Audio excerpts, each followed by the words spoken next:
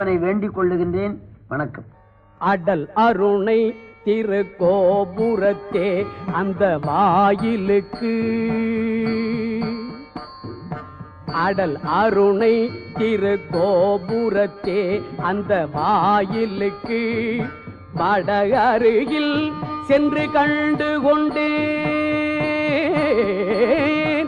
அடல் அருணை திருக்கோபுரத்தே அந்த வாயிலுக்கு வட அருகில் சென்று கண்டு கொண்டேன். வருவார் தலையில் கடபடையென படுகுட்டுடன் சர்க்கரை மொக்கிய கை கடதட கும்ப களிற்றுக்கு இளைய களிற்றினையே